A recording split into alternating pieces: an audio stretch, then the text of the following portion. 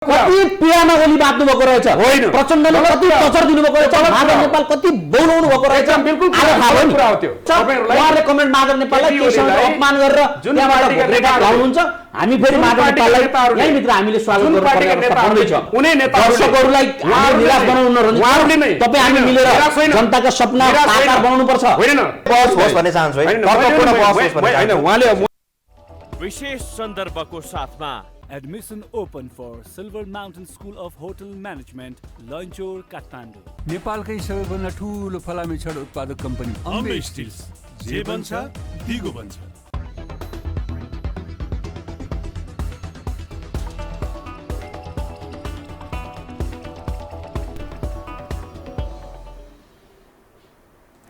आदरणीय दर्शकवृन्द नमस्कार, म विक्रम श्रेष्ठ। मुलुक संसद विघटन पछिको यो संकटमा गुज्रिरहेको छ। नेकपा भित्र कोरोडाको थप उत्कर्षमा पुग्ने क्रम जारी रहेको छ। शीर्षस्थ दुवै पक्षका नेताहरू यति बेला होडबाजी सहित सडक आन्दोलन र प्रदर्शनहरूमा व्यस्त रहेका छन्। सडक आन्दोलनहरू त्यति बेला मात्रै सम्भव हुन्छ जति बेला युवा पंक्तिमा रहेका नेतृत्वहरू सक्रिय रहन्छन् अथवा उनीहरूको सक्रियतामा मात्रै त्यस्ता आन्दोलनहरू सम्भव हुन्छ।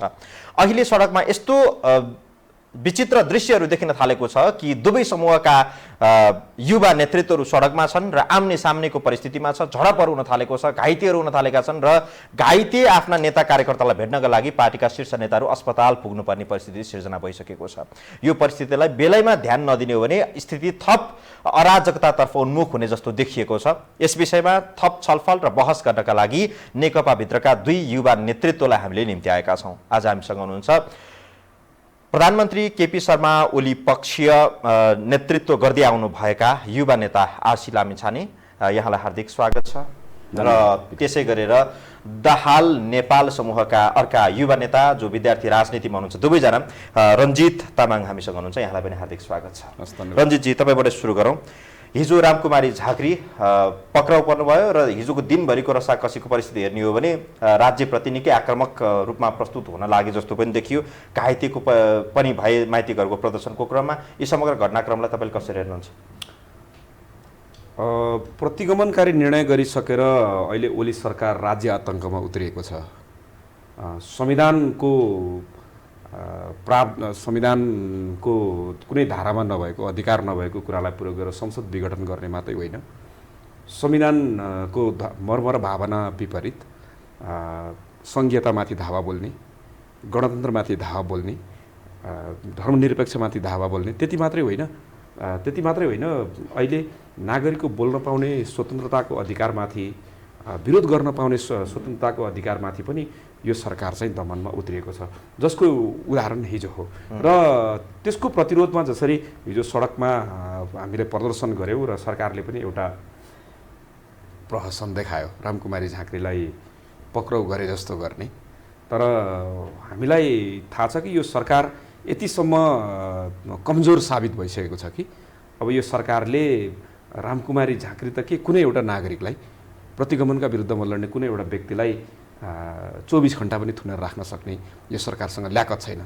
र यो सरकारसँग त्यो ल्याकत छैन भने यो सरकारले राज्य आतङ्क मचाउने किन दुस्साहस गरिरहेछ, यो बडा रोचक छ। यद्यपि अब हामी मूल रूपमा चाहिँ प्रतिगमन विरुद्ध असंवैधानिक ढङ्गबाट गरिएको संसद विघटन र जनताको जनभावनाको विपरीत गरिएको प्रतिगमनका विरुद्धमा वाक स्वतन्त्रताको पक्षधर म पनि हो, किनभने सञ्चार माध्यममा म कार्यरत छु यस हिसाबले। तर वाक स्वतन्त्रता छ भन्दैमा मनोपरि बोल्ने त्यो छुट त फेरि नहोला नि त। जसरी रामकुमारी झाँक्रीले गएको 2 हप्ता अगाडि गोर्खामा जुन खालको अभिव्यक्ति दिनुभयो त्यो त अलिकति व्यङ्ग्यात्मक थियो, अलि अपमानितपूर्ण थियो। त्यो कुरा त तपाईँले महसुस गर्नुभयो होला? होइन, यस्तो हो, स्वतन्त्रताको हक भनेर सबैले सबै कुरा बोल्न पाउँदैन। ल ठिक छ, रामकुमारी झाँक्रीले मात्रै किन, मैले पनि बोल्न पाउँदिनँ, तपाईँले पनि बोल्न पाउनुहुन्न, उहाँले पनि बोल्न पाउनुहुन्न, यो देशको प्रधानमन्त्री र राष्ट्रपतिले पनि बोल्न पाउनुहुन्न नि। प्रधानमन्त्रीले के शब्दहरूको प्रयोग गर्नुभएको छ, सुरुवात त्यहाँबाट गरौँ न। ठिक छ, रामकुमारी झाँक्रीले गलत बोल्नुभयो, त्यसलाई करेक्सन गरौँ। मानव उहाँले बोलेको कुरा चाहिँ गलत भयो, उहाँको आशय गलत भयो, उहाँले प्रयोग गरेको शब्द, उहाँले चयन गरेको शब्द गलत भयो। प्रधानमन्त्रीको कुर्सीमा बसेर देशको कार्यकारी प्रमुखले बोलेका कुराहरू हेर्नुहोस् त, उहाँहरू बरु शहीद भएको भए बरु श्रद्धाञ्जली व्यक्त गर्नुहुन्थ्यो। यसको मिनिङ के हो? उहाँले के भन्न खोज्नुभयो? प्रधानमन्त्रीले बोलेका सरकारका अरू मान्छेहरूले संहिता खारिज गरिनेछ के हो? सरकारमा बसेर जे पनि बोल्न पाउने, सरकारमा बसेर जे बोले पनि छुट हुने होइन, तर गलत बोल्ने, तर गलत प्रतिगमनका विरुद्धमा कारबाही गरौँ भन्ने हो कि होइन, गलत गरिरहेका छन् उनलाई छुट छैन, उनलाई पनि छुट दिउँ भनेर होइन, गलत गर्नेहरूलाई राजनीतिक बचाउ गर्ने हो। होइन, बचाउको कुरा होइन। राजनीतिक एजेन्डा र मुद्दामा आफ्ना विषय र बहसहरू राख्दाखेरि अग्रगमन र प्रतिगमनको यो बहस चलेको बेलामा स्वाभाविक रूपले कतिपय शब्दहरूमा कतिपय कुराहरूमा जाने हो भने त्यसको समान ढङ्गबाट त्यसलाई लिनुपर्छ र कारबाही वा त्यसलाई नाप्ने मापन गर्ने कुरालाई पनि समान मापदण्डमा हेर्नुपर्छ। मेरो कुरा त्यो हो। देशको प्रधानमन्त्री गैर जिम्मेवार बनेर मनपरी बोल्दै हिँड्नु भएको छ। रामकुमारी झाँक्रीले त्यहाँ बोलेको ठ्याक्कै विषयमा जाँदाखेरि ल रामकुमारी झाँक्रीले त्यहाँ उहाँले त्यहाँ जे कुरा बोल्नुभयो र रामकुमारी झाँक्रीले ठुलै अपराध बोल्नु भएको रहेछ। यो सरकारले हिजो उहाँलाई किन 24 घण्टा थुन्न सकेन? किन मुद्दा चलाउन सकेन? किन जेल हाल्न सकेन? आखिर रामकुमारी झाँक्रीले बोलेको कुरा केही होइन रहेछ। यो सरकारले आफ्नो आतङ्क मात्रै देखाउन खोजेको, प्रतिगमनका विरुद्धमा बोल्नेहरूलाई तर्साउन खोजेको, धम्काउन खोजेको, थर्काउन खोजेको मात्रै भन्ने पुष्टि नै भएन र प्रमाणित भएन र। आशिषजी, यो प्रश्न त जेन्युन प्रश्न हो नि होइन? हिजो लगभग 10:30 बजे उहाँलाई पक्राउ गर्न प्रहरी गयो, ठुलो दलबलसहित उहाँलाई पक्राउ गरेर लग्यो, ठुलै अपराधी चाहिँ गरेर, अनि 5.5 घण्टा 6 घण्टाको बिचमा साँझ पख बिना शर्त रिहा गरिदियो भनेपछि सरकारले त त्यो आक्रोश त थेक्न सकेन, अथवा के गल्ती हो भन्ने कुरा समेत खुल्ट्याउन सकेन, छोड्न त पर्यो नि त। सर्वप्रथम विक्रमजी र याउ टेलिभिजनलाई म विशेष धन्यवाद दिन चाहन्छु, कारण हामी विद्यार्थी आन्दोलनको मूल प्रवाह अनिराज सुरुमा क्रियाशील छौँ। रञ्जित कमल मेरो सङ्गठनको सहसंयोजक हुनुहुन्छ। हामीले केन्द्रीय कमिटीको बैठक सम्पन्न गऱ्यौँ। रञ्जित कमललाई बैठकमा खोज्दाखेरिमा मैले भेटाउन सकिनँ। त्यस पछाडि पनि विद्यार्थी आन्दोलनका धेरै गतिविधि अगाडि बढाउँदा सहसंयोजकलाई भेटाउन नसकेको, तर आज यो टेलिभिजनमा भेट्ने मौका पाएँ। म यस मानेमा खुसी छु र तपाईँलाई धन्यवाद दिन चाहन्छु।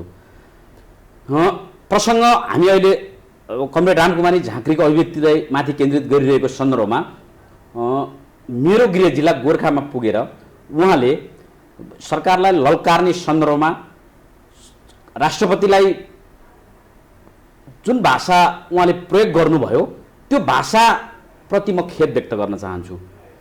हिजो दिनभरि रामकुमारी झाँक्रीको पक्षमा आवाज बुलन्द पार्नेहरूप्रति मेरो साधुवाद नै छ, तर उहाँहरू सबैलाई म सविनय के अनुरोध गर्न चाहन्छु भने उहाँले गोर्खामा बोल्नुभएको भिडियो एकपल्ट फेरि रिप्ले गरेर सुनिदिनु होला। त्यो भित्र विषय के छ भने होइन, 2-4 पटक 5 पटक 10 पटकसम्म भइसक्यो, अहिले त त्यसै भाइरल भइरहेको छ सामाजिक सञ्जालमा। विषय के छ भने यदि कमरेड रामकुमारी झाँक्रीले जसरी नै अब हामीले कुनै पनि व्यक्ति अथवा संस्थाप्रति रिस उठ्यो भनेर त्यसरी नै बोल्दै जाने हो भने यो समाजले उशृङ्खलताको सीमा नाग्नेछ। त्यसमा बिना शर्त किन रिहाई गरियो त हिजो? त्यसभए उहाँ गलत थियो भने त कारबाही गर्नु पर्थ्यो होला। राज्य विरुद्धको कसुरमा उहाँलाई पक्राउ गरिएको थियो, 5 वर्षदेखि 7 वर्ष जेल सजाय हुन सक्ने सम्भावना थियो। कानुनले त स्पष्ट व्यवस्था गरेको थियो, जरिवाना वा 7 वर्षसम्म जेलको प्रावधान उहाँलाई जुन कसुरमा पक्रियो त्यसमा त्यो रहेको छ। 5.5 घण्टा पनि उहाँलाई बोलाइसके पछाडि राष्ट्रपति माथि प्रहार गर्नु भनेको सायद गणतन्त्रप्रति रिस उठेर हो कि भन्ने पनि हाम्रो प्रश्न थियो। त्यहाँ प्रहरीले आफ्नो प्रक्रिया पुर्याएर उहाँसित प्रश्नहरू राख्यो, प्रश्नमा उहाँले लिखित जवाफ पेश गर्नुभएको छ। ती लिखित जवाफहरू उप प्रहरीले अनुसन्धान गरिसके पछाडि हाललाई उहाँलाई नियन्त्रणमा राखिराख्नु पर्ने अवस्था नदेखिएको हुनाले उहाँको लिखित जवाफमा आफ्ना विषयहरूप्रति आत्मालोचना राखेका भनाइहरूप्रति आत्मालोचना गर्नुभयो। तपाईँलाई म अहिले देखाउन सक्छु, राष्ट्रपति माथि लगाएको लान्छनाप्रति उहाँले आत्मालोचना गर्नुभएको छ र के राष्ट्रपति र त्यो संस्थाप्रति उहाँको चाहिँ त्यो प्रति असहमति हो त विषयप्रति त्यस्तो होइन भनिसके पछाडि उहाँले लिखित रूपमा आत्मालोचना गरिसके पछाडि लिस्ट गरिदिनु भयो उहाँले आत्मालोचना गर्नु भएको छैन म पश्चाताप पनि गरेको छुइनँ मैले आत्मालोचना पनि गरेको छुइनँ मैले हिजो जे गरेको थिएँ राम्रो गरेको छु आज पनि गर्छु भोलि पनि गर्छु भनेर उहाँले भन्नुभएको छ र उहाँले आयो भने पुलिसमा लिखित जवाब उहाँले जे पेश गर्नुभएको छ त्यो जवाबमा उहाँ तपाईँले भन्नुभएको जस्तो छैन उहाँले आफ्ना विषयहरूप्रति स्पष्ट पार्नु भएको छ र कतिपय अवस्थामा यदि उहाँले भन्नुभएको के छ सम्मानित राष्ट्रपति बालकोट गएर बसे हुन्छ यसको अर्थ लगाउँदै जाँदा कुरा कहाँ पुग्छ हो मैले तपाईलाई त्यही कहाँ पुग्छ कि तपाईहरु त कठोर त बन्न सक्नु भएन अथवा अलिक त बस्नु उहाँ अब सच्चै नै प्रतिबद्धता व्यक्त गर्नुभएको छ उहाँ गर्नु भयो नि त 5.5 घण्टामै तपाईहरु गर्नु भने एउटा व्यक्तिलाई त्यसको अपराधको हदसम्म सजाय हुन्छ उहाँलाई कतिसम्म थुन्नु पर्ने हो थुन्ने प्रक्रियामा जाँदा त 7 वर्षसम्म पुग्थ्यो होला उहाँहरु सडकमा निस्किनु भयो यसकारण तपाईहरु डराउनु अब के त्यसो भने त यहाँ चाहिँ जसले जे अभिव्यक्ति बोले पनि केही झुन्डहरू सडकमा उत्रियो भनेर त्यसलाई माफ दिने अवस्था त बन्दैन नि त त्यस्तो त हुनुहुन्छ र हुनु हुँदैन नि त भोलि मैले केही बनौला रञ्जित कुमारले चाहिँ मेरो समर्थनमा माइती गरेर जुलुस निकाल्नु हो भनेदेखि मैले गलतै कुरा गरे पनि मलाई छोडिदिने त मैले त सजाय त भोग्नु नै पर्छ नि त त्यही सोही सन्दर्भमा कर्णेल रामकुमारी झाँक्रीले पनि आफ्ना विषयवस्तुहरू राखेको विषयहरूप्रति उहाँले पुलिस समक्ष स्पष्टीकरण लिखित जवाब दिनुभयो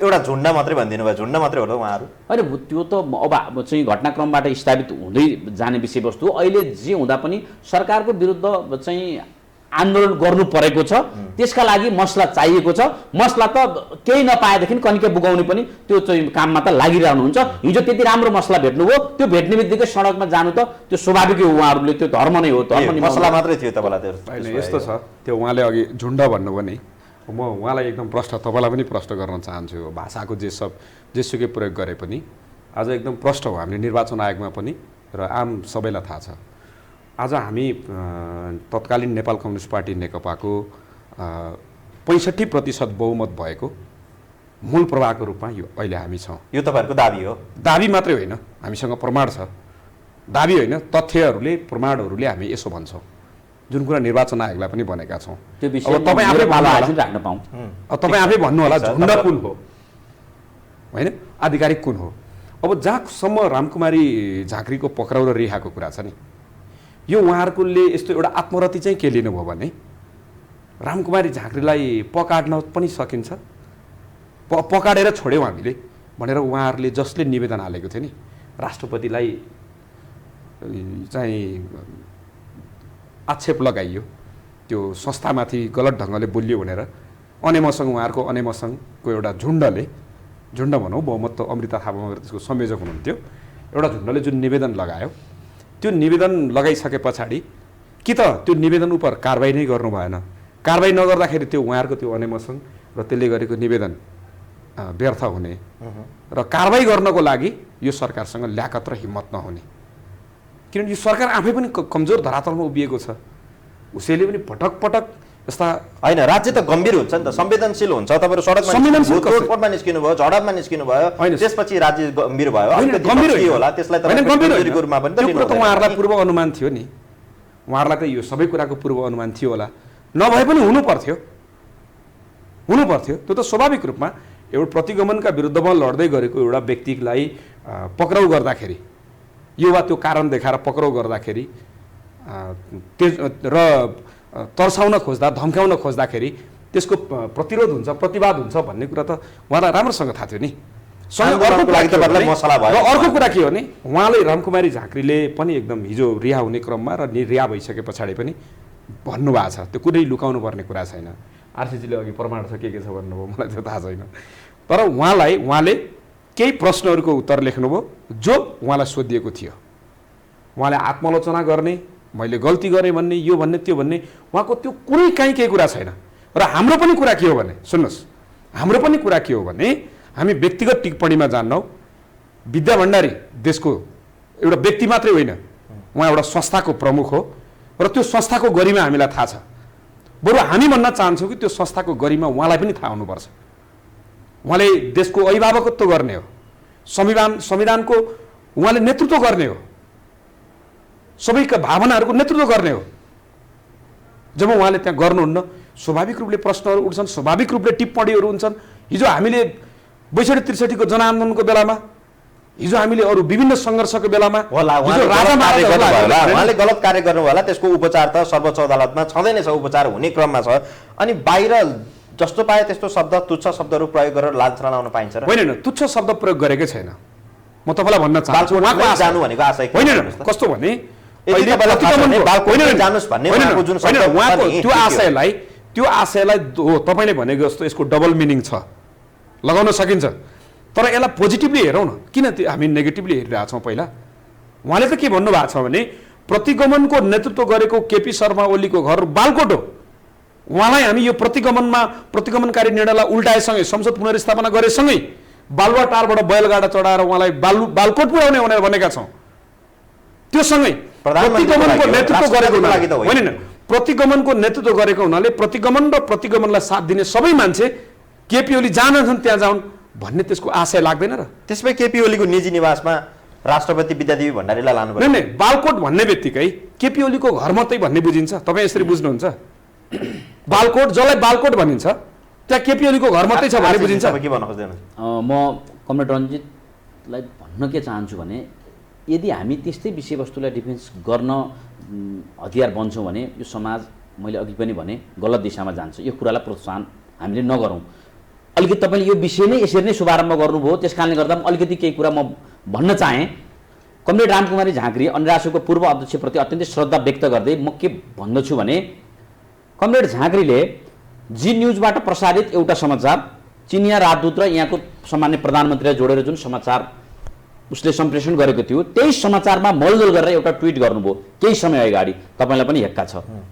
त्यो ट्विट गर्ने बित्तिकै म संयोगवश गोर्खा थिएँ, गोर्खाबाटै उहाँलाई टेलिफोन गरेँ, मान्यज्यू यो विषय जसरी तपाईँ आफैले यो वालमा ट्विट गर्नुभएको छ यो अशोभनीय भयो, यो कति पनि पचाउन सक्ने विषयवस्तु भएन, यो त भएन नि, यो त चाहिँ अलिकति सीमा नाग्यो नि। मैले यसो भनिसके पछाडि उहाँले कम्तीमा 8 मिनट मलाई टेलिफोनमा प्रवचन दिनुभयो र मेरो निष्कर्ष के थियो भने उहाँले अब श्रृङ्खला पार गर्ने तयारीमा हुनुहुन्छ, अब उहाँ रोकिनुहुन्न र यसको क्षति उहाँले बिहोर्नुपर्छ भन्ने मेरो अनुमान थियो। त्यस पछाडि मैले उहाँलाई भेटिनँ, किनभने जब मान्छेबाट अब गणतन्त्रको खिलाफमा जाँदै हुनुहुन्छ। होइन, उहाँ के थियो भने म अलिकति भन्न चाहन्छु, उहाँ वर्तमान सरकार, सामान्य प्रधानमन्त्री, राष्ट्रपति, यी जुन एउटा सम्मानित गरिमामय संस्था छ त्यस संस्थामा आसीन रहनुभएको व्यक्तिहरूप्रति अत्यन्तै धेरै पूर्वाग्रह राख्नुभयो। जस हाम्रो आन्दोलनबाट स्थापित भएको संस्थामा एउटा व्यक्ति त आज मलाई मन पर्ने जाला, मन नपर्ने जाला, कसलाई मन पर्ने जाला, मन नपर्ने जाला, त्यो त फरक विषयवस्तु भयो नि त। आफूलाई मन नपर्ने व्यक्ति जानुभयो भनेर उहाँहरूलाई टोक्नका लागि उहाँहरू त्यसरी उत्रिनुभयो। कमरेड रामकुमारी झाँक्री त्यसरी उत्रिनुभयो र कमरेड माधव नेपाल, कमरेड प्रचण्डलाई उहाँ र झलनाथ खनाललाई समेत केही नेताहरू राखेर उहाँले भन्नु के हो भने तपाईँहरूले कमरेड केपी ओलीका विरुद्ध लडाइँ लड्नुहोस्, लडाइँ जुनसुकै हिसाबले पनि लड्नुहोस्, यदि लड्नुहुन्न भनेदेखि उहाँहरूको केपी ओलीको फोटो सिरानी राखेर सुत्नुहोस्, हामी लडाइँ लड्छौँ भनेर वर्तमान अहिले मैले नाम लिएको नेतृत्वलाई यो सरकारका विरुद्ध र केपी ओलीलाई को गर्नका लागि उद्योग गर्ने विभिन्न पात्रहरूमध्ये एउटा पात्र कमरेड झाँक्री पनि हुनुहुन्थ्यो। उहाँ यो अघि मैले चाहिँ उठान गरेका विषयवस्तुहरू यो सरकारलाई अपदस्थ गर्न, प्रधानमन्त्रीलाई हटाउन अत्यन्तै धेरै निकृष्ट ढङ्गले उत्रिनु भएको थियो र उहाँ संसद विघटन भइसके पछाडि उहाँमा एउटा औडा र छटपटी भयो कि उहाँहरूले पर्दाभित्रबाट बुनेका षड्यन्त्रका कानामानाहरू त्यति धेरै सक्रिय त उहाँहरू पनि हुनुहुन्छ नि। होइन, कतिपय होइन, सक्रिय हुँदाहुँदै पनि आफू कसरी प्रस्तुत हुने, मैले सरकारको पक्षमा बोलिरहँदा कुन हदसम्म गर्ने, अर्को कसैले विरोध गरिरहँदा कुन हदसम्म सीमा पार गर्ने कि नगर्ने, त्यसका त केही सीमाहरू त होला नि त, मर्यादाहरू होला नि त। कमरेड रामकुमारी झाँक्री अत्यन्तै निकृष्ट रूपमा तल्लो धरातलमा ओर्लिनु भएर अब आजका दिनबाट सायद उहाँलाई पनि त्यहाँबाट प्रहरी चाहिँ उबाट फर्किसके पछाडि उहाँलाई पनि रियलाइजेसन भयो होला। छैन, देखिन्न, त्यो देखिँदैन। सञ्चार माध्यममा दिनुभएको प्रतिक्रिया, हिजो सञ्चारकर्मीहरूसँग बोल्नु भएको कुरा, यी सबै कुरालाई चाहिँ मध्यनजर गरेर यसले उहाँलाई राजनीतिक जीवनमा गम्भीर क्षति पुर्याउँछ र उहाँबाट सिकेर उहाँबाट कमरेड रामकुमारी झाँक्रीले अहिले केही लोकप्रियता बटुल्नु भएको होला, तर यसबाट सिकेर हामी त्यस्तै गर्नुपर्छ भन्ने सोच्यो भने मङ्गल लोकप्रियता मात्रै होइन, हामी पोलिटिक्सको नेतृत्व गर्न सक्दैन। हिजो जसरी नागरिक समाज सञ्चार माध्यमदेखि सारा कुराहरू रामकुमारी झाँक्रीको पक्षमा उर्लिए अथवा त्यसरी चाहिँ आए, त्यो हेर्दाखेरि त देखिन्छ नि उहाँले गणतान्त्रिक आन्दोलनमा गर्नुभएको योगदानलाई देखेर हामी उहाँको समर्थनमा लाग्नेहरूप्रति मैले साधुवाद त भने, तर उहाँले जुन खालको व्यवहार गरिरहनु भएको छ र जुन शब्दहरू उच्चारण गरिरहनु भएको छ त्यो शब्दहरूबाट ती लाग्नेहरूले नै गिज्जाइरहेको हुन्छ। यस्तो गर्न छोडौँ, उहाँलाई नउचालौँ, गलत कुरा गर्नको लागि उहाँलाई उत्प्रेरित नगरौँ, बस यति मात्रै हो। समाज शिष्ट र मर्यादित बनाऊ, नेतृत्वलाई गलत अत्यन्त निकृष्ट खालको आरोप नलगाऊ। राजनीति गर्नेहरूले राजनीति सफा राख्न सकेन भने हामी राजनीतिबाट विस्तारित हुन्छौँ। विक्रमजी, यो त हिजोको एउटा सानो एउटा नजिर थियो, यसबाट मैले कार्यक्रम सुरुवात गरेँ। यस बाहिरका थुप्रै आयामहरू रहेको छ। जब पौष 5 गते संसद विघटन भयो, त्यस यताको परिस्थितिहरूमा रञ्जितजी तपाईँहरू लगातार सडकमा हुनुहुन्छ, नेताहरूको आम सभाहरूलाई सफल बनाउनको लागि युवा पङ्क्तिहरू तपाईँहरू सडकमा हुनुहुन्छ। अहिले तपाईँले ठन्डा दिमागले सोच्ने बेला भएको छैन हाम्रो राजनीति कता जाँदैछ, हामी युवाहरू अब कुन परिस्थितिबाट गुज्रिँदैछौँ? नेताहरूको त पुस्ता अब 1-2 दशकभित्रमा उनीहरूको पुस्ता त समाप्त हुन्छ, त्यसपछि राजनीतिको केन्द्रमा आउने त हामीहरू नै हो भन्ने तपाईँलाई लाग्दैन? होइन, हामीलाई त्यो कुरा लाग्छ र हामी सब युवाहरूलाई विद्यार्थीहरूलाई हामीहरूले भनेका थियौँ अब संविधान बनिसके पछाडि देशको राजनीति विकासतिर समृद्धितिर स्थायित्वतिर जान्छ। अब हामी फेरि झन्डा बोकेर डन्डा बोकेर सडकमा आन्दोलन गर्न आउनु पर्दैन। हामी हाम्रा हातहरूमा कलम बोकेर हामी विकास र समृद्धिका अब कथाहरू लेख्छौँ भनेर हामीहरूले भनेका थियौँ। र युवाहरूलाई राजनीति भनेको फोहोरी खेल होइन, राजनीतिमा आउनुपर्छ र राजनीति सक्षम र योग्य व्यक्तिहरूले गर्नुपर्छ, यसमा भाग लिनुपर्छ भनेका थियौँ। तर जब केपी ओली कमरेडले जसरी सरकारको नेतृत्व गर्नुभयो, त्यस पछाडि पार्टीभित्र विधि र पद्धतिको कुरा, पार्टीको बैठकको कुरा, निर्णयको कुरा, सरकारको कामको कुरा, शैलीको कुरा, नियुक्तिका कुरा, यी सबै कुरासँगै जब संसद विघटन असंवैधानिक ढङ्गबाट गर्नुभयो, पार्टी एक हुँदाखेरि उहाँमा जुन जोस जाँगर थियो, तर पार्टी विभाजन गरिसके पछाडि उहाँमा जुन प्रकारको शैली देखियो, यो सबै कुराहरूलाई एक ठाउँमा राखेर हेर्दाखेरि राजनीति चाहिँ उहाँले फेरि एकपटक राजनीति भनेको एकदम फोहोरी खेल रहेछ भन्ने आम युवालाई मेसेज दिनुभयो। होइन नि, तपाईँहरूले यो तपाईँलाई विधि र पद्धतिको कुरा गर्नुभयो। विधि र पद्धति त कसैलाई पार्टी अध्यक्ष नभएको, कसैलाई प्रधानमन्त्री नभएको झोकमा तपाईँहरूले निरन्तर चलाइरहनु भयो। प्रधानमन्त्रीले स्थायी सरकारको नेतृत्वकर्तालाई जिस्काइरहनु भयो, त्यसपछि उहाँ रिस र आवेगमा आउनुभयो। यो कुरा त सत्य हो नि त? त्यो बिल्कुल गलत कारक त तपाईँहरू नि होइन, त्यो बिल्कुल गलत कुरा हो। केपी कमरेडलाई पार्टीको अध्यक्ष बनाउँदाखेरि कसले उहाँ पार्टीको अध्यक्ष हुनुहुँदैन, म पनि दावेदार हो भनेर कसले भनेको थियो? कसैले भनेको थियो? होइन, निरन्तरको कसैले भनेको संवाद मलाई मानेकै हो, त्यही हो। मलाई मानेकै हो। 2 वर्ष 2.5 वर्षको प्रधानमन्त्री, त्यो त सहमति त उहाँले गरेको हो नि, निर्णय भयो। त्यो त होइन, त्यो सहमति त उहाँले गरेको हो नि, एकदम होस हवास पूर्ण ढङ्गबाट सहमति गरेको हो नि उहाँले। आधा कार्यकाल भनेर आज तपाईँहरूलाई ठुलो आधा कार्यकाल प्रधानमन्त्री नपाएको जोगमा, कसैले पार्टी अध्यक्ष नपाएको जोगमा एउटै व्यक्तिले हालिमुहाली गरे भन्ने कुरामै तपाईँहरूको चाहिँ बिल्कुल गलत विवाद भयो। र तपाईँलाई भन्न चाहन्छु, जतिखेर निर्वाचन भयो, त्यो निर्वाचन भइसके पछाडि निर्वाचनको मत परिणाम आउँदाखेरि पनि यदि अरू नेताहरू प्रधानमन्त्री बन्थे भने प्रधानमन्त्री बन्ने बाटो खुल्ला थियो। केपी कमरेडलाई प्रधानमन्त्री नबनाएर अरू कोही नेता प्रधानमन्त्री बन्ने चाहना छ भन्ने हो भने त्यो सम्भावना थियो। तर जनतालाई हामीहरूले के भनेका थियौँ? जनतालाई हामीले विकास, समृद्धि, सुशासन, संविधानको कार्यान्वयन, सामाजिक आर्थिक रूपान्तरणको कुरा गरेका थियौँ र पार्टी एकताको कुरा गरेका थियौँ। हामी को प्रधानमन्त्री बन्ने, को कहाँ के हुने त्यो ठुलो कुरा होइन। हामी दुईवटा ठुला कम्युनिस्ट पार्टीहरूलाई एकता गर्छौँ, पार्टी मिलाउँछौँ, एउटै ठुलो कम्युनिस्ट पार्टी बनाउँछौँ। पुष्पलालले बनाएको पार्टी हामी चाहिँ पुनर्गठित गर्छौँ। नेपालको कम्युनिस्ट आन्दोलनले विकास, समृद्धि र सुशासनको नेतृत्व गरोस् भन्ने आम जनताको चाहना पुरा गर्छौँ भनेर पार्टी एकता गरेको। पार्टी एकता गर्दा आधा कार्यकाल भनेको, 2टा अध्यक्ष रहने भनेको, आलो पालो बैठक गर्ने भनेको, त्यो सहमति त उहाँहरूको एउटा म्युचुअल अन्डरस्ट्यान्डिङ हो। त्यो सहमति भइसके पछाडि पार्टी त सजिलै चलिरहेको थियो। सरकारले परिणाम दिन सकेन, उहाँले छानेका मान्छेहरूलाई मन्त्री बनाउनु भयो, उहाँले रोजेका मान्छे मन्त्री बनाउनु भएको हो नि। जसलाई उहाँले मन्त्री बनाएर लैजानु, उहाँले त रोजेको मान्छे लानु भएको थियो, तर परिणाम देखाउन सक्नु भएन।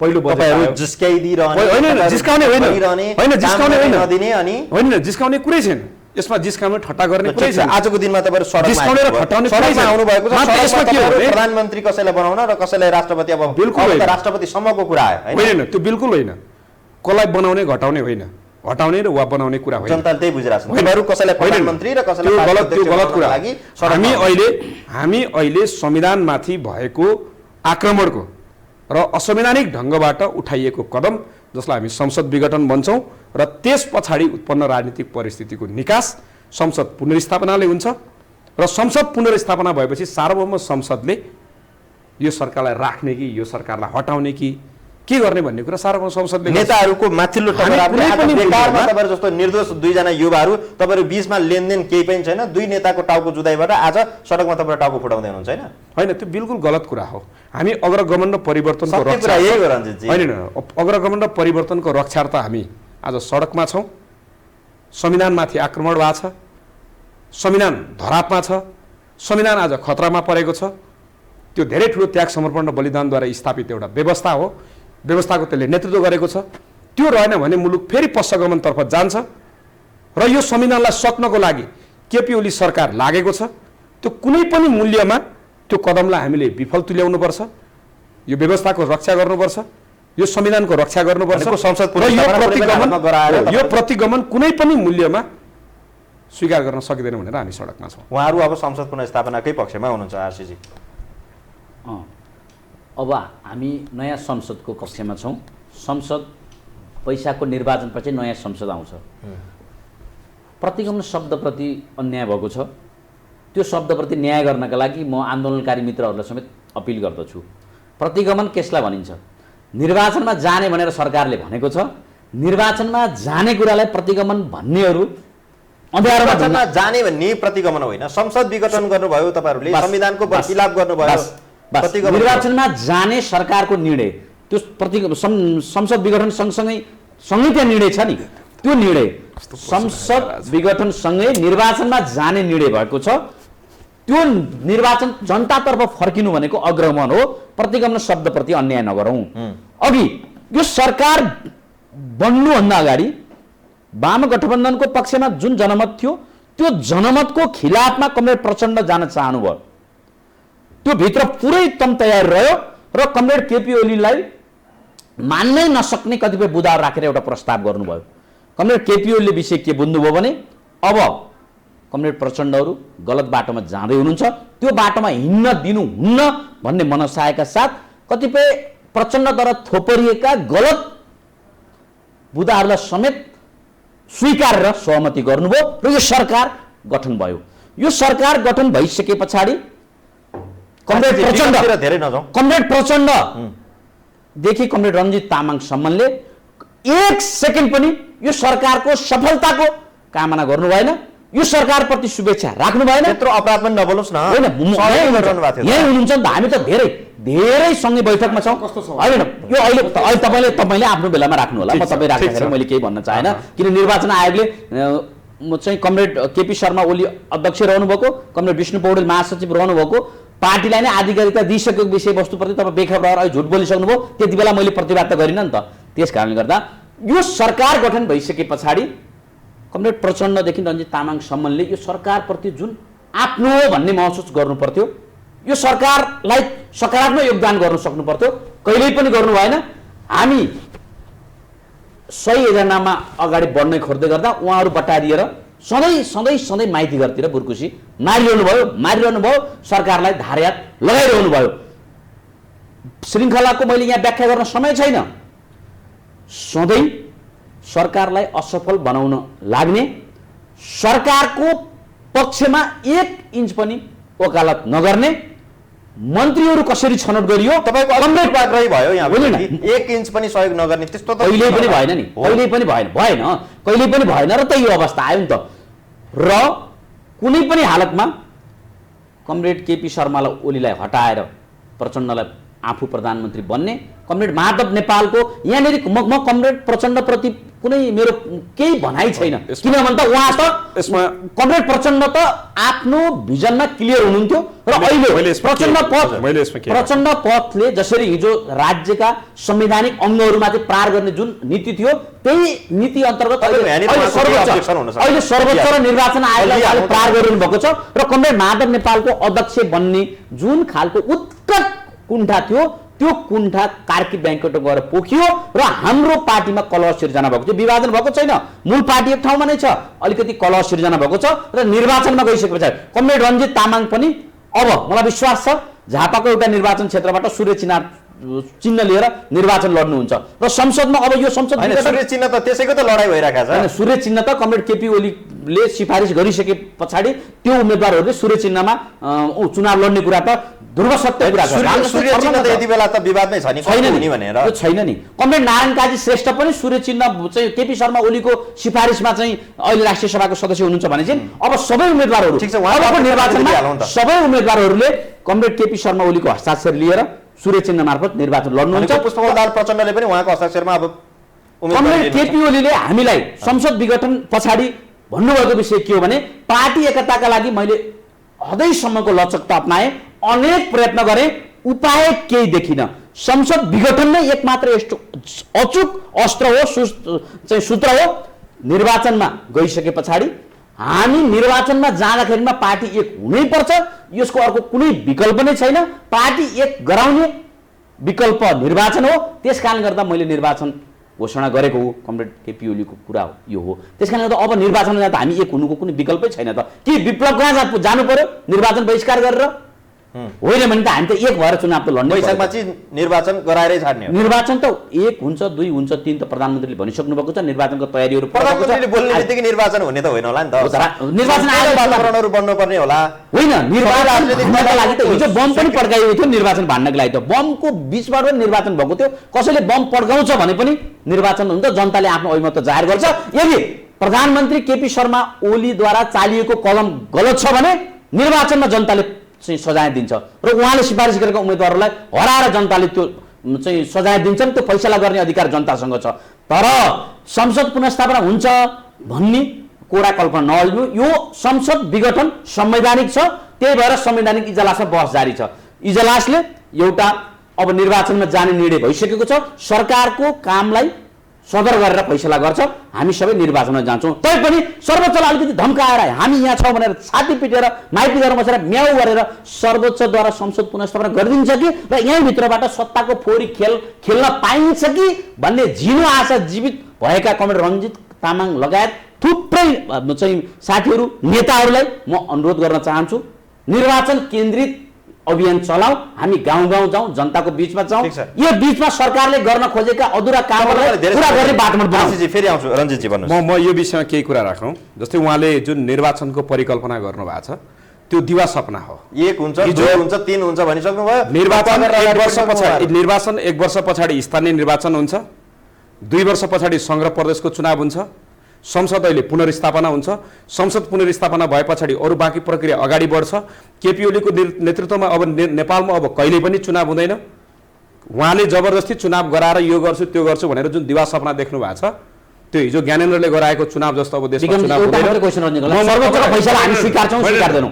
सर्वोच्चको फैसला म तपाईँलाई भनिरहेको सर्वोच्चको फैसला स्वीकार्ने स्वीकार्दैन। म यहाँ कुरा राखिरहेको छु। सर्वोच्चको फैसला स्वीकार्ने फैसला होइन, सर्वोच्चको फैसला स्वीकार्ने हिम्मत छ कि छैन? सर्वोच्चको आदेश के आउँदैछ भन्ने कुरा तपाईँ आज ग्यारेन्टीको साथ। म त संविधानको कानुनको विद्यार्थी हो। सुन्नुहोस्, म पनि कानुनको विद्यार्थी हो। तपाईँ मात्रै होइन, तपाईँले कानुन पढ्नु भएको छैन। तपाईँले केपी ओली कानुन पढ्नु भएको छ। तपाईँले यस्ता कुरा गरिरहेको कानुन भनेको देशको संविधान।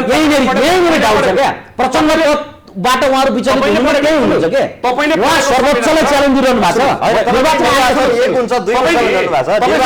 तपाईँले पढेको संविधान र मैले पढेको संविधान फरक हो? एउटै हो। केपी ओलीले चाहिँ संविधानको धारा देखाएको संविधान र हामीहरूले बुझेको संविधान फरक हो?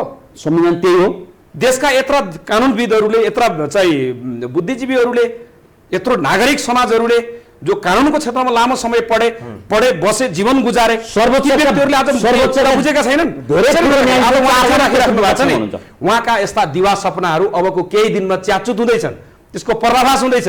अब केपी ओलीले म त तपाईँ निर्वाचनकै कुरा गर्दाखेरि पनि म केपी ओलीको निर्वाचन क्षेत्रको मान्छे, मैले उहाँलाई भोट हालेको मान्छे। केपी ओली अब तपाईँ आफ्नो निर्वाचन क्षेत्रको मान्छे, म गइरहेको छु।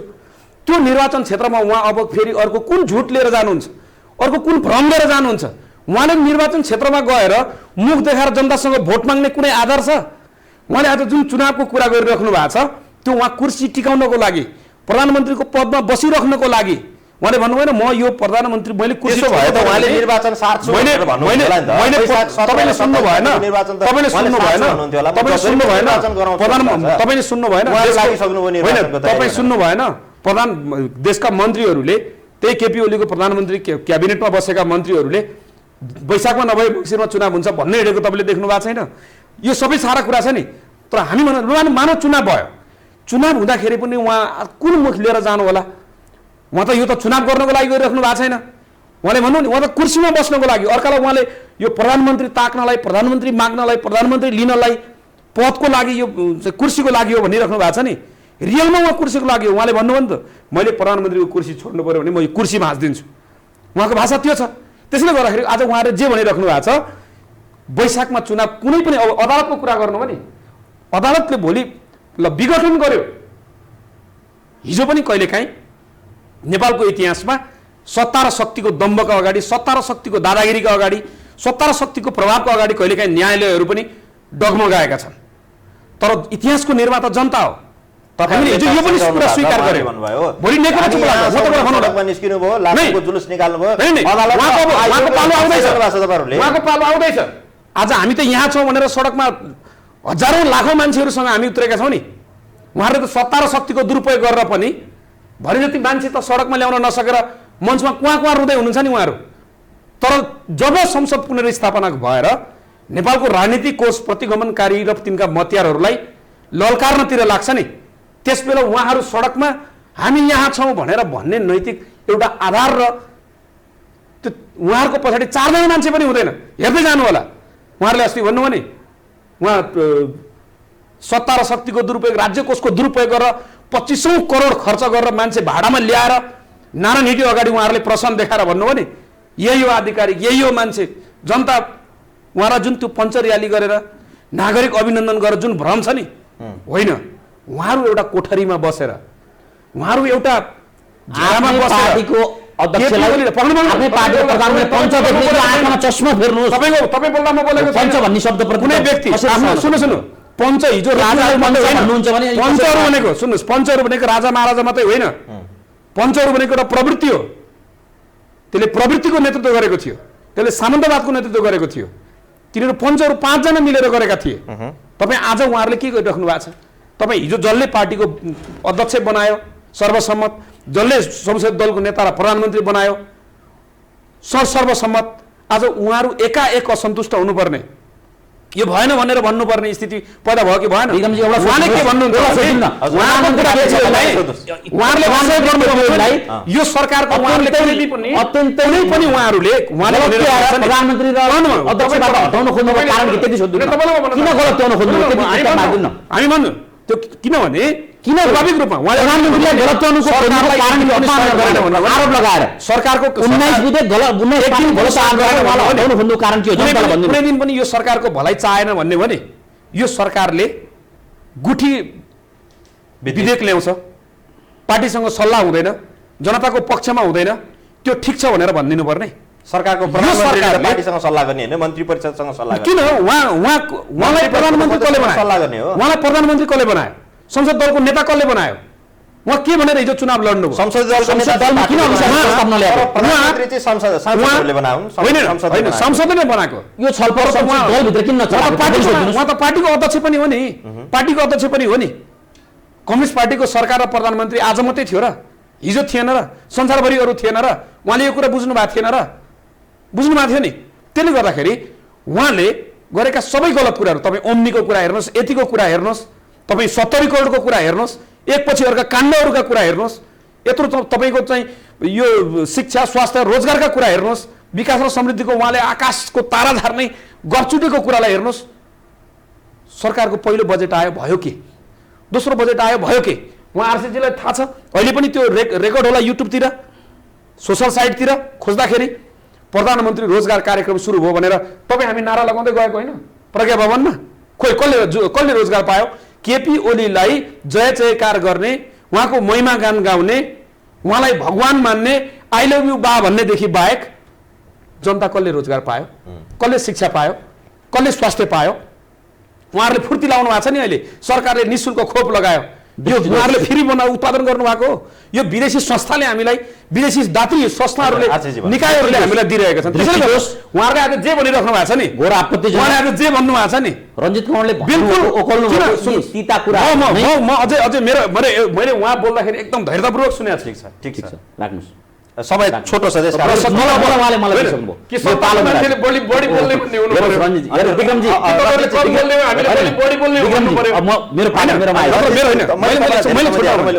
मैले छोटोमा के भने उहाँलाई पनि भन्छ केपी कामरेडलाई पार्टीभित्र असहयोग भएको होइन नि। प्रचण्ड कमरेडले के भन्नुभयो, आधा कार्यकाल भनेकोमा तपाईँ फुल टर्म हुनुहोस्। 2076 मङ्सिर 4 गते उहाँहरूको बिचमा एउटा फेरि थप पूरक सहमति भयो। त्यो सहमतिले के भन्यो भने हामीले स्थिर सरकारको कुरा गरेका छौँ, सरकारले गतिलो काम पनि परिणाम पनि देखाउन सकेन, आधा गर्दाखेरि अझ अस्थिर हुन्छ, अझ त्यो चाहिँ हामीले जनतालाई भनेको जस्तो दिन सक्दैनौँ, तपाईँहरू कुर्सीको खेलमा लाग्नुभयो, हामीलाई तपाईँहरूले परिवर्तन दिनु भएन भन्नेतिर जान्छ। त्यसैले गर्दाखेरि आधा कार्यकाल होइन, स्थिर सरकार बनाऊ, तपाईँ फुल टर्म प्रधानमन्त्री हुनुहोस्, कार्यकारी अध्यक्षको रूपमा प्रचण्ड रहने भनेर उहाँहरूको बिचमा सहमति भयो। भोलिपल्ट उहाँले एउटा टेलिभिजनमा बोलाएर भन्नुभयो तपाईँले भनेको उहाँलाई किन मान्नु भएन भन्ने जो कुरा छ नि, उहाँले नमानेको हो र, तर उहाँका गलत कार्यहरूलाई हामीले मान्न सकेनौँ। ठिक छ, गलत कुराहरूलाई हामीलाई अस्वीकार गर्यौँ। उहाँले तपाईँलाई भन्नु नि पार्टीको बैठकबाट हल खोज्न सकिँदैन थियो, सकिन्थ्यो नि। म त कम्युनिस्ट पार्टीको मान्छे। म तपाईँसँग फेरि आउँछु आशिषजी। हजुर अघि विक्रमजी, पार्टीमा जुन हाम्रो पार्टी नेकपा विकाससँगै यो अहिले विनाश गर्नेका लागि उहाँहरू उद्यत भइरहनु भएको छ। यद्यपि हामीले त्यसलाई विनाश त हुन दिँदैनौँ। हामी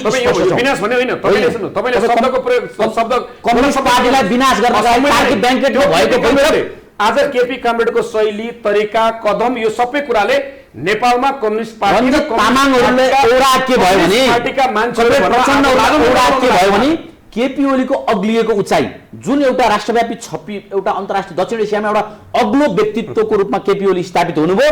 त्यसबाट कमरेड माधव नेपाल त तपाईँहरूको घोषणा स्थापित हो। यो देश दुनियाँले प्रधानमन्त्री नरेन्द्र मोदी अतालिएको, प्रधानमन्त्री केपी शर्मा ओलीको कर्मबाट भारत अतालियो नि त। कमरेड रञ्जित तामाङ यो पार्टी विवादको मूल कारक हो। तपाईँ यो पार्टी भारतीय प्रधानमन्त्रीलाई स्वागत गर्नेदेखि लिएर यो त एउटा शिष्टाचार छैन। परराष्ट्र मन्त्री पठाएर कमरेड प्रचण्डलाई कमरेड रञ्जित तामाङले लगाएर सारा पनि अझै तपाईहरु हेर्नुस्, हाम्रो पूर्व एमालेका केही नेताहरूमा त कुण्ठाले भरिएको थियो, उहाँहरू त सम्हाल्ने ठाउँमै हुनुहुन्थेन। केपी ओली त सधैँ चाहिँ तल बस्नुपर्छ भन्ने मान्यता भएका नेताहरू थियो। तर यदि रञ्जित तामाङहरूले कमरेड प्रचण्डलाई कमरेड केपी ओलीलाई 2 वर्ष काम गर्न दिनुस्, अहिले 2 वर्ष छोडिदिनुस्, त्यस पछाडि तपाईले प्रचण्डहरू गलत थिए भने माधव कुमार नेपाल, झलनाथ खनालहरूले साथ दिनु हुन्न थियो होला।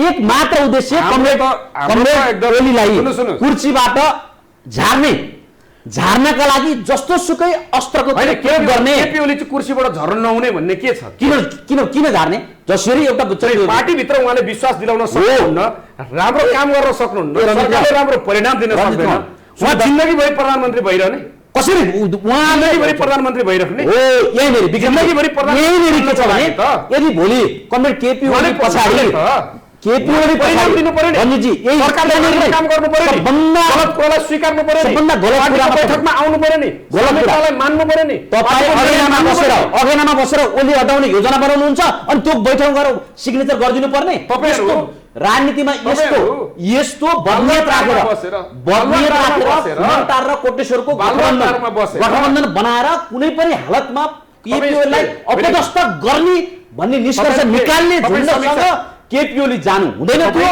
बैठकमा उहाँहरू आउनु भएन।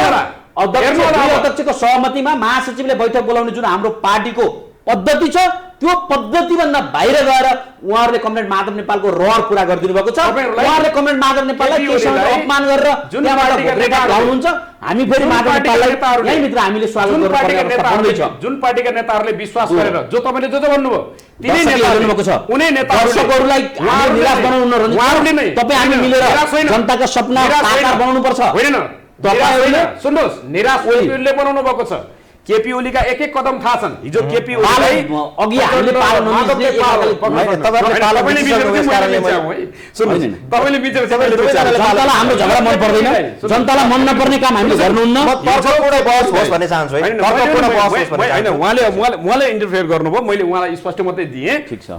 हिजो केपी ओली कमरेडलाई Prachanda comrade, Madhav comrade, Jhalanath comrade भएर नै यो पार्टीको अध्यक्ष र प्रधानमन्त्री बनाएको हो नि, मान्नुहुन्छ नि? मान्नुहुन्छ नि? अफकोर्स कुनै अरू कसैले उहाँलाई पार्टीको अध्यक्ष तपाईँले छोड्नु पर्यो, प्रधानमन्त्रीबाट छोड्नु पर्यो भनेर पार्टीका कसैले भनेका थिए उहाँलाई? पटक पटक भनेका थिए उहाँलाई कसैले त्यो कुरा राखेका थिए? पटक भनेका थिए होइन, तर जब थाहा थिएन बसेर प्रचण्डले पछाडि हानेको देखेको थिएन। आज माइकबाट हुङ्कार गर्दा थाहा भयो कति पियानो ओली बाँध्नु भएको रहेछ, प्रचण्डले कति टचर दिनुभएको रहेछ, माधव नेपाल कति बोलाउनु भएको रहेछ। बिल्कुल आज थाहा भयो कुरा हो त्यो। थाहा थिएन सँगै यसरी बस्दा, तर पछाडिबाट जब हानिरहनु भएको थियो। तर जब उहाँले जब अहिले एउटा पुस 5 पछाडि, तर जब उहाँले नि पुस 5 पछाडि रञ्जितजी भन्न चाहन्छु। अब कार्यक्रम होइन, म एउटा मात्रै कुरा राख्न चाहन्छु। जस्तै होइन, तर्कपूर्ण मात्रै मैले उहाँलाई एउटा मात्रै कुरा के राख्न चाहन्छु भने आरोप प्रत्यारोप भन्दा मैले एउटा मात्रै कुरा के राख्न चाहन्छु। शर्मा ओलीलाई हेर्नु न, उहाँ हेर्नु न, गलत बाटो उहाँहरूले तपाईँलाई गलत भन्नु भएको छ, तपाईँले उहाँलाई गलत भन्नुहुन्छ। गलत केपी ओली कमरेडलाई प्रधानमन्त्री बनाएर पार्टीभित्रको परिस्थितिको कार्यविवाद गर्दा दर्शकहरूले जुन शैली र तरिकाबाट संसद विघटन गर्नु हो नि, संसद विघटन तर यो पार्टी गर्ने एउटा त्यो संसद विघटन आज उहाँहरूले भन्नुभएको छ नि, उहाँहरूले संसद विघटन के आधारमा? यो संविधानले कुनै आधार गलत कुरा त होइन। म तपाईँलाई भन्न चाहन्छु, ल मानव केपी ओली कमरेडलाई पार्टीले प्रधानमन्त्रीबाट हटाउने कुनै तयारी गरेको थिएन मेरो बुझाइमा। तर कतिखेर भने जब उहाँ पार्टीको बैठक बालुवाटारमा बस्छ, सुरक्षा थ्रेड भनेर जानुहुन्न, पार्टीको बैठक बस्छ पटक पटक, उहाँ म बैठक मान्दिनँ, निर्णय मान्दिनँ भन्नुहुन्छ। पार्टीको स्थायी समितिका पार्टीका सचिवालयका नेताहरूले नमस्कार गरेर तब उहाँ बैठकमा आउनुहुन्न, बैठकमा अविश्वासको प्रस्ताव दर्ता हुन्छ, त्यो विधिमा छ नि। हेर्नु न, तपाईँ संसद स्थगित गरेर हठात संसद स्थगित गरेर दल सम्बन्धी तपाईँ हेर्नु न, यो संसदीय परिषद सम्बन्धी संसद विघटन प्रचण्डले गरेका हुन्। अध्यादेश ल्याउने, अध्यादेश ल्याउने प्रचण्डले गरेका। प्रचण्ड यसको मूल कारक प्रचण्ड, माधव नेपाल, झलनाथ खनाल र अग्नि सापकोटा प्रचण्डको रिमोट कन्ट्रोलबाट चलेर एउटा गरिमामय सामान्य पदमा रहेको व्यक्ति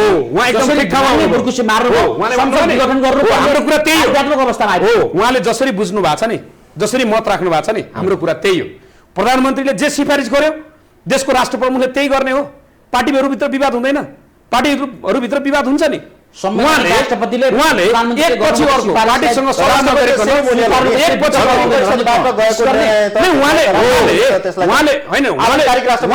आलङ्कारिक भनेको उहाँले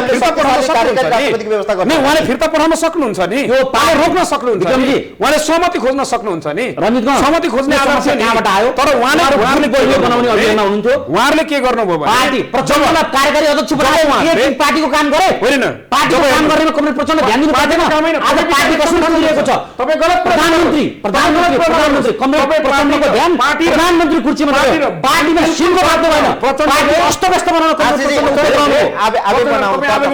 प्रचण्डद्वारा पार्टी नेपाल कम्युनिस्ट पार्टी नेकपालाई अस्तव्यस्त बनाउनको लागि क्रियाशील रहनुहुन्थ्यो। त्यो कुरा हाम्रो नेतृत्वले हेर्नुहोस्, युवाहरू आज आइले केपी बनाउँछ डा गर्ने, केपी आइले भनेको डागर चर्किएर मर्ला, जनताले भनेका छन्। हामीलाई त दया छ उहाँहरूप्रति। जम्मा 200 जना युवाहरूले आइले विवाहदेखि बाहेक देशको करिब 90% जनताले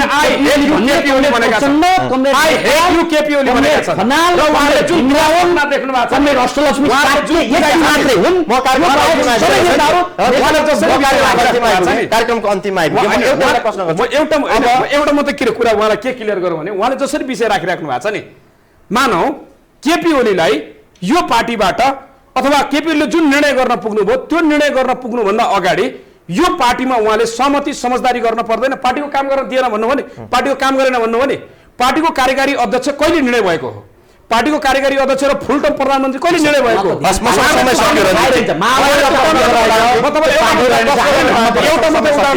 उहाँलाई एउटा मात्रै उदाहरण दिन चाहन्छु अनेरा शिविरको एकता केपी ओलीको कारणले गर्दाखेरि अड्किएको हो यो उदाहरण मात्रै हो कहिले पनि एकता टुङ्ग्याउन हामी उदाहरण मात्रै हो किनभने विद्यार्थीको एकता टुङ्ग्याउनको लागि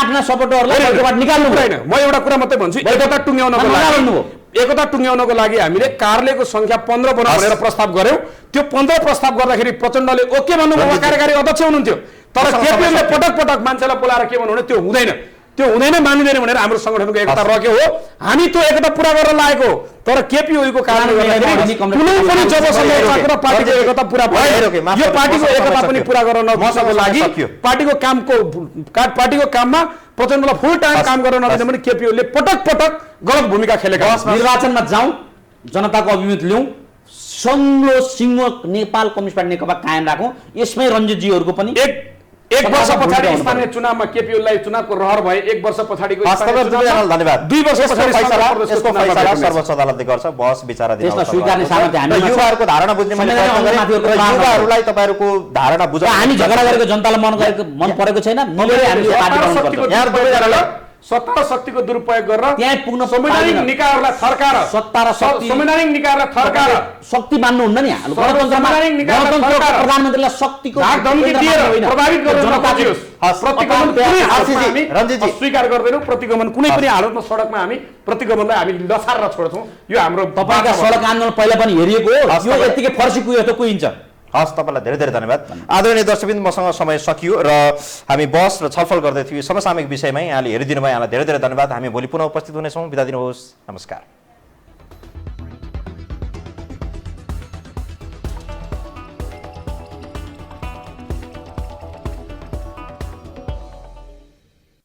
विशेष सन्दर्भको साथमा Admission open for Silver Mountain School of Hotel Management, Lanchor, Kathmandu. नेपालकै सबैभन्दा ठुलो फलामे छड उत्पादक कम्पनी अम्बे स्टिल्स जे बन्छ दिगो बन्छ